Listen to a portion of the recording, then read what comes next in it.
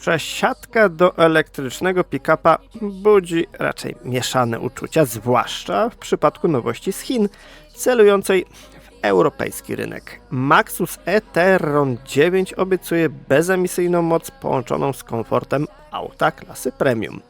Postanowiłem sprawdzić, jak te zapewnienia sprawdzają się w rzeczywistości, spędzając czas za kierownicą tego niespełna 3-tonowego kolosa.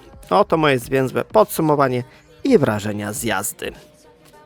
Pierwsze, co rzuca się w oczy po zajęciu miejsca w kabinie, to zaskakująco wysoka jakość materiałów. Zamiast surowego plastiku typowego dla wołów roboczych, wita nas wykończenie godne luksusowego SUV-a.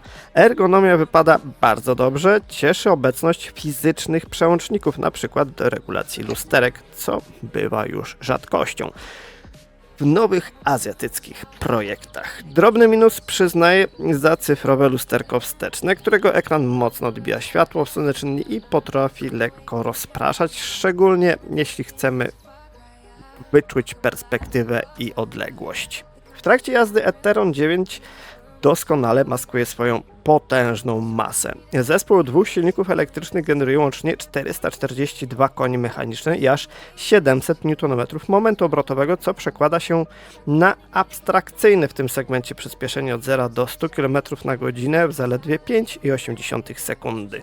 Reakcja na wciśnięcie pedału gazu jest natychmiastowa, a auto niezwykle ciche. Całkowity brak wibracji i klekotu diesla sprawia, że jazda z prędkościami autostradowymi jest wysoce relaksująca, choć do kabiny przedziera się delikatny szum wiatru oraz sporych opon. Prawdziwą rewolucją w tej klasie pojazdów jest w pełni niezależne zawieszenie pneumatyczne. Maxus niemal płynie po nierównościach, deklasując pod względem wygody tradycyjne, oparte na resorach piórowych konstrukcje spalinowe. Pojazd ma 5,5 metra długości, więc manewrowanie nim w ciasnych przestrzeniach wymaga wprawy, ale na szczęście pomagają w tym świetne kamery 360 stopni. Na wąskich miejskich drogach warto jednak wyłączyć asystenta utrzymania pasa ruchu, bo system bywa nadgorliwy i niepotrzebny ingeruje w układ kierowniczy, gdy zbliżamy się do linii. Poza utwardzonymi szlakami e-tron 9 radzi sobie pewnie, ale długi rozstaw osi, spore zwisy i szosowy bieżnik opon podpowiadają, by traktować go bardziej jako pojazd do lekkiego terenu niż do ekstremalnych przepraw. Pod względem użyteczności bateria o pojemności 102 kWh zapewnia sensowny i stabilny zasięg w okolicach 400 km w cyklu mieszanym. Prawdziwym hitem dla codziennego użytku jest pojemny przedni bagażnik, czyli tzw. frank. To idealne miejsce nie tylko na kable czy zakupy, ale na dość spory bagaż, którego nie chcemy rzucać na otwartą pakę.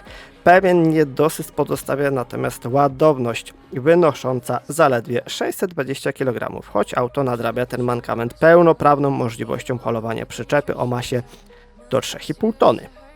Podsumowując, Maxus e-tron to imponująco zrywny, wyjątkowo komfortowy i nowocześnie wyposażony krążownik o nadwoziu pick-upa. Zdecydowanie nie jest to twardy sprzęt do najcięższej pracy na błotnistej budowie, ale jako reprezentacyjne, dynamiczne i uniwersalne auto użytkowe z napędem na 4 koła, moim zdaniem spisuje się rewelacyjnie. A co wy myślicie o tym samochodzie? Czy w ogóle elektryczne pick-upy mają jakikolwiek sens? Dajcie znać w komentarzach. Dzięki za oglądanie. No i oczywiście zachęcam do subskrybowania.